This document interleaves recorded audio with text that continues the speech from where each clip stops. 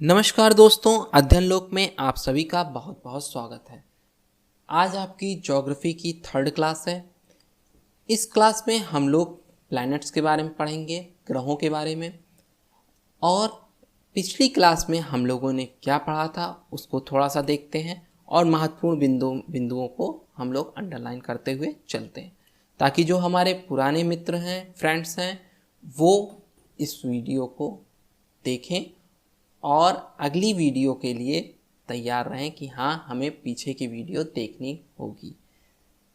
तो चलिए फिर, उससे पहले मैं आप लोगों को बता दूं कि अगर आप लोगों को इस लेक्चर की पीडीएफ चाहिए तो हमारे अध्ययन लोक टेलीग्राम चैनल से आप इस की पीडीएफ डाउनलोड कर सकते हैं। और आप हमें ट्विटर अकाउंट और फेसबुक अकाउंट पर भी फॉलो कर सकते हैं। किसी भी क्वेरी के लिए या क्वेश्चन के लिए आप हमारे अध्ययन लोक @gmail.com पर भी संपर्क कर सकते हैं। तो चलिए फिर शुरू करते हैं। यहाँ पर हम लोगों ने सेकंड क्लास में सौरमंडल के बारे में पढ़ा था। सोलर सिस्टम क्या है, फिर सन, सूरज क्या होता है, कैसे है, एक तारा है सूरज, यहाँ पर हम लोगों ने देखा था, और इसकी दूरी 15 करोड़ किलोमीटर है। लेकिन जो इम्पॉर्टेंट पॉइंट था वो सूर्य में ऊर्जा का कारण था।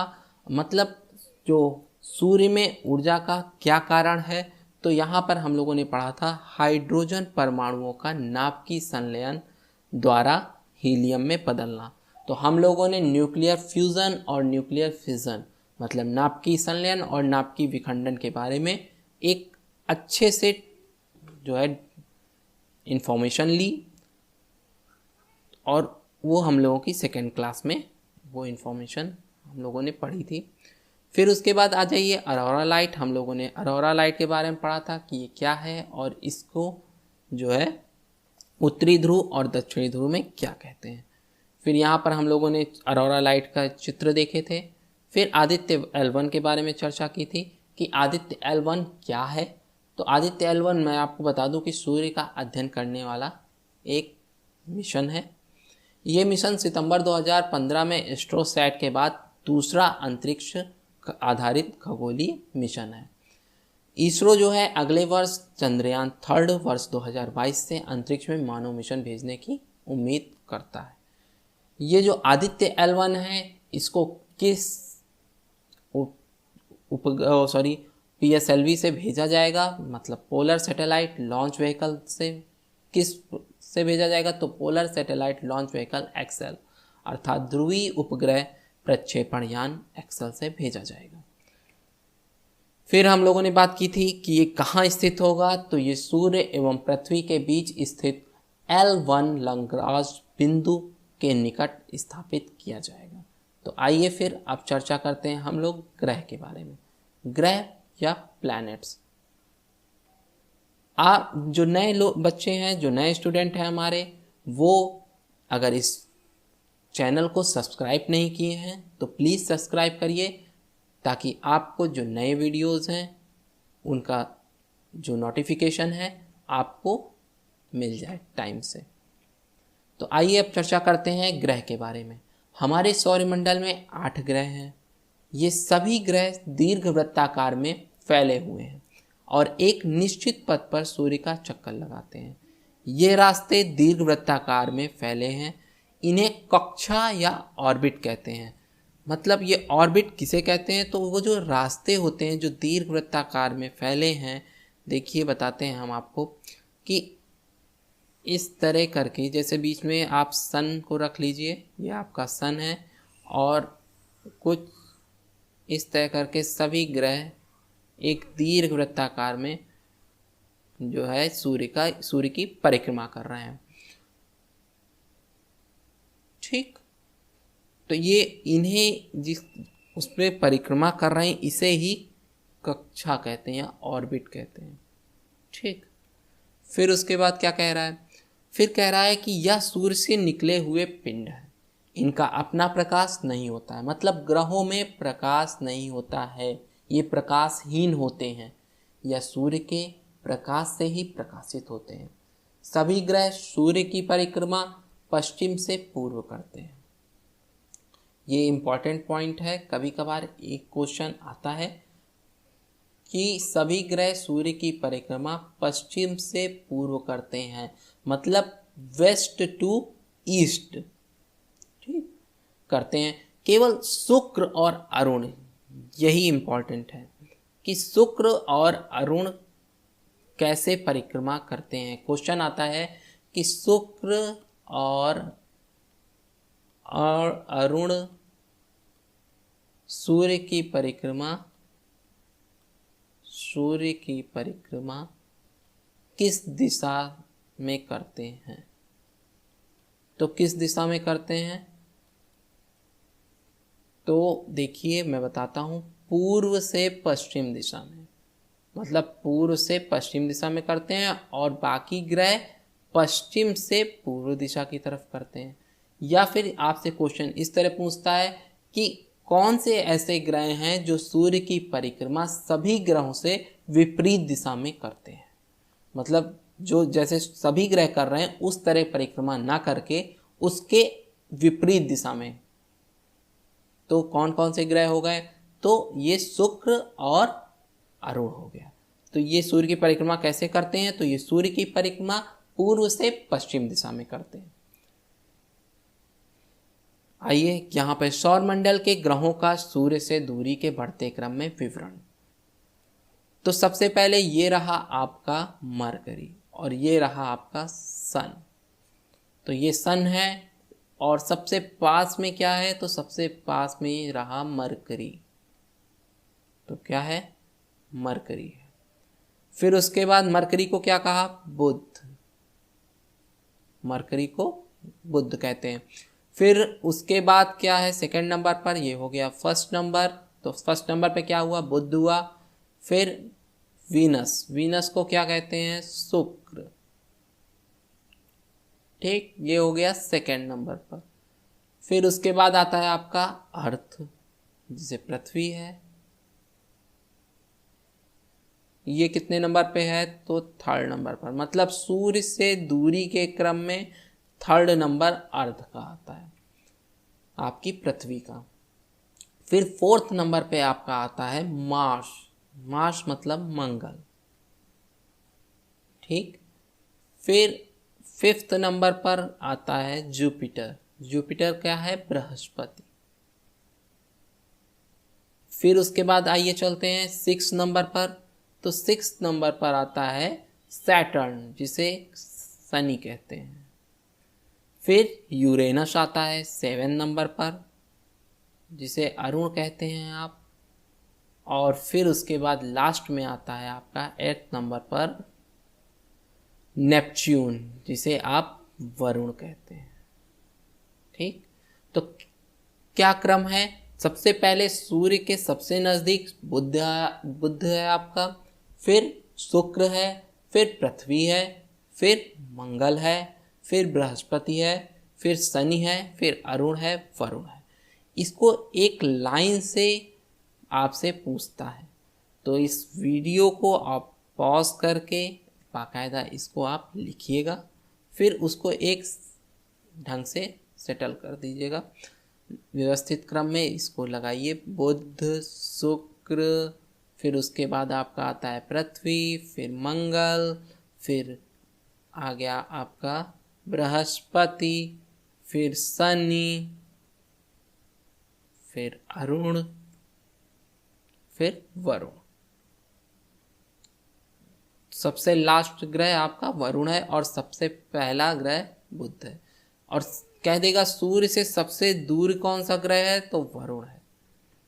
सूर्य से थर्ड नंबर पर कौन सा ग्रह है दूरी के हिसाब से, तीसरा ग्रह का नाम बताइए, तो पृथ्वी। इस तरह करके क्वेश्चन आपके बन सकते हैं। और फिर उसके बाद सूर्य से चौथे नंबर पर किसका स्थान है, तो मंगल का है, ठीक। तो आइए फिर आगे देखते हैं बुध क्या है। अब ये बुध ग्रह के बारे में हम लोग चर्चा करेंगे। यह सूर्य का, यहां पर यह होगा जहां लिखा है, तो ये गलत है, यहां यह सूर्य के सबसे निकट है तथा सौरमंडल का सबसे छोटा ग्रह है। तो सौरमंडल का सबसे छोटा ग्रह कौन सा है? तो सौरमंडल का सबसे छोटा ग्रह बुध है। ये सूर्य की प्रदक्षिणा या परिक्रमा कितने दिनों में पूरी करता है? तो ये सूर्य की परिक्रमा 88 दिनों में पूरी करता है। यहाँ पर वायुमंडल का अभाव होता है, मतलब एटमॉस्फेयर यहाँ पर नहीं है, जिससे जीवन की कल्पना करना असंभव है। सूर्य के नज़दीक होने के कारण इसका तापांतर, मतलब टेम्परेचर सभी ग्रहों की तुलना में, सभी प्लैनेट्स की तुलना में सबसे अधिक है, क्योंकि ये सूर्य के सबसे नज़दीक है। हम लोगों ने देखा था, ये देखिए सबसे नज़दीक कौन सा ग्रह है? तो ये है मरकरी, ठीक, मतलब बुध। आइए फिर क्या कह रहा है कि इसका कोई भी उपग्रह नहीं है, मतलब सैटेलाइट। उपग्रह का मतलब होता है सैटेलाइट। 2 सैटेलाइट होती हैं, इसके बारे में हम लोग चर्चा करेंगे बाद में। एक जो है कृत्रिम उपग्रह होता है और एक जो है उपग्रह प्राकृतिक रूप से निर्मित जो है। तो इसका कोई भी उपग्रह नहीं है, मतलब उपग्रह वो होते हैं जो ग्रहों के चारों ओर चक्कर लगाते हैं। ग्रह क्या हैं? जो सूर्य के चारों ओर चक्कर लगाते हैं। उसी तरह उपग्रह वो होते हैं जो ग्रहों के चारों ओर चक्कर लगाते हैं। जैसे पृथ्वी का जो उपग्रह है वो क्या है? तो पृथ्वी के चारों ओर चक्कर चंद्रमा लगाता है। तो यहाँ पर चंद्रमा जो है पृथ्वी का उपग्रह है, ठीक। बुध का एक दिन पृथ्वी के 90 दिन के बराबर होता है, मतलब यहाँ का एक दिन और पृथ्वी का 90 दिन बराबर होता है। आइए अब शुक्र के बारे में कुछ महत्वपूर्ण बिंदुओं पर चर्चा करते हैं। शुक्र को पृथ्वी की जुड़वा बहन भी कहते हैं, क्योंकि यह आकार एवं आकृति में पृथ्वी के समान ही है। यह सूर्य की परिक्रमा, इसको याद रखिएगा, पूछते हैं क्वेश्चन कि पृथ्वी की जुड़वा बहन क्या है, कौन है या किसे कहते हैं? तो जुड़वा बहन शुक्र को कहते हैं। यह सूर्य की परिक्रमा पूर्व से पश्चिम दिशा में, मतलब ईस्ट टू वेस्ट, ठीक, ईस्ट से वेस्ट की तरफ लगाते हैं। शुक्र को सांझ का तारा या भोर का तारा, मतलब इवनिंग स्टार और मॉर्निंग स्टार भी कहते हैं, क्योंकि यह सुबह के समय पूर्व दिशा में और शाम के समय पश्चिम दिशा में दिखाई देता है। शुक्र ग्रह में प्रेशर कुकर जैसी स्थिति यहाँ के वायुमंडल में CO2 अर्थात कार्बन डाइऑक्साइड की 90 से 95% मात्रा होने के कारण होती है। यहाँ पर पूछता है कि शुक्र में प्रेशर कुकर जैसी स्थिति किस कारण होती है?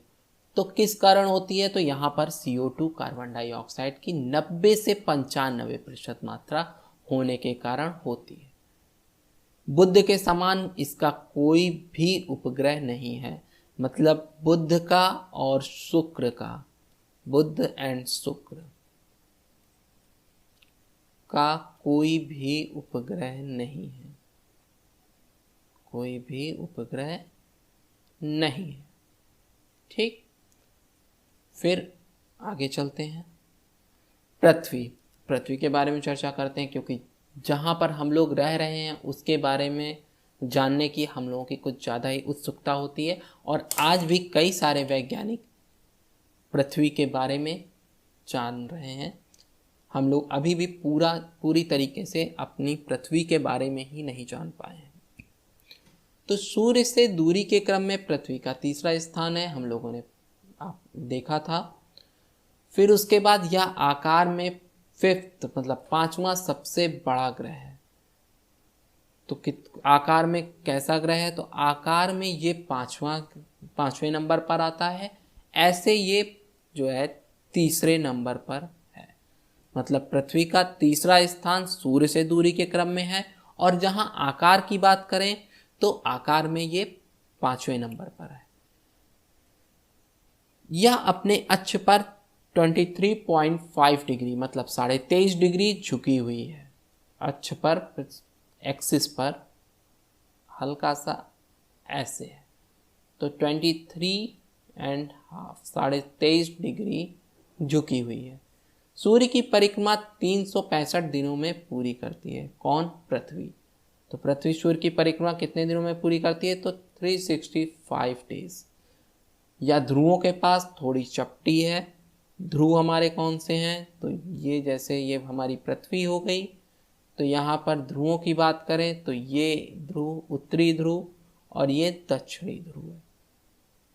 तो ये हमारे ध्रुव हो गए, ये नॉर्थ पोल और ये साउथ पोल की बात कर रहा है, साउथ पोल। और यही कारण है कि इसे क्या कहा जाता है? तो भूभाग। ठीक, वहां पे हम लोगों ने पढ़ा था जियोआइड, आपने देखा था जहाँ पर पहली क्लास हम लोगों ने ली थी, वहाँ पर कुछ वर्ड लिए थे जियोआइड, जियोलॉजी करके। तो वहाँ पर हम लोगों ने जाना था कि इसको क्या कहते हैं। तो जियोआइड का मतलब हम लोगों ने पढ़ा था कि पृथ्वी के समान दिखने वाली वस्तुओं का या ग्रहों का अध्ययन किया जाता है। ठीक, भूभाग का अर्थ होता है पृथ्वी के समान या आकार में। जियोआइड मीन्स एन अर्थ लाइक। आगे चलते हैं, आगे क्या कह रहा है? तो पृथ्वी ना तो अधिक गर्म है और ना ही अधिक ठंडी। हमारे जीवन के लिए आवश्यक गैसें और पदार्थ एक निश्चित अनुपात में यहाँ पर उपस्थित हैं। अंतरिक्ष से देखने पर पृथ्वी नीले रंग की दिखाई पड़ती है क्योंकि इसकी 2/3 सतह पानी से ढकी हुई है। मीन्स जो पृथ्वी है उसकी जो 2/3 सतह है, 2/3 पार्ट उसका वाटर से भरा हुआ है, वाटर से ढका हुआ है, पानी से ढका हुआ है। इसलिए इसे क्या कहते हैं? इसलिए इसे ब्लू प्लैनेट कहते हैं। तो आज के लिए इतना ही, मिलते हैं हम लोग नेक्स्ट क्लास में। नेक्स्ट क्लास में हम लोग मंगल, बृहस्पति और कई ग्रहों के बारे में चर्चा करेंगे। तो आज के लिए इतना ही। Thank you. चैनल को सब्सक्राइब करिए नई वीडियो पाने के लिए और लाइक करिए अगर आपको ये वीडियो पसंद आई, कुछ जानकारी आपको अच्छी लगी, और अपने दोस्तों के लिए को भी शेयर करिए ताकि उनकी भी हेल्प हो सके। तो आज के लिए इतना ही, मिलते हैं अगली वीडियो।